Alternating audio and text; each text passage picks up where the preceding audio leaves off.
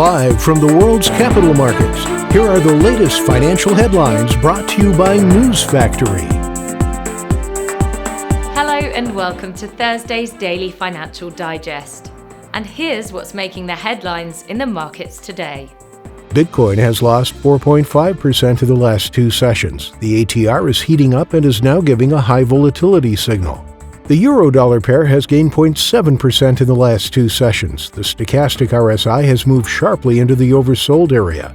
The sterling-dollar pair has fallen 1.2% in the last two sessions. The stochastic RSI moved into negative territory.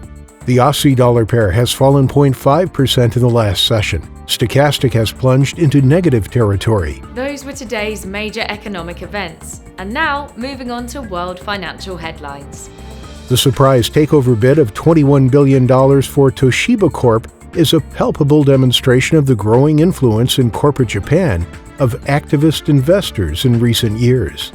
The Bank of England is watching closely for how much further Britain's unemployment rate rises from its most recent level of 5%, as it keeps its stimulus programs at emergency crisis settings. The S&P 500 and Nasdaq slightly added to gains, while the Dow pared declines as the Federal Reserve released minutes from last month's meeting that reinforced the position that it will be patient before raising rates. And now let's hear what our chief analyst picked up for us today.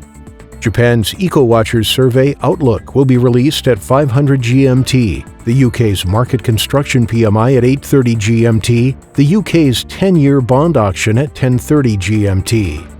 Germany's factory orders will be released at 600 GMT, the U.S. continuing jobless claims at 12:30 GMT, Japan's consumer confidence index at 500 GMT. We hope that you've enjoyed Thursday's market outlook. On behalf of all of us here, we wish you a productive trading day. Be sure to join us tomorrow morning for the latest news and events from the financial markets.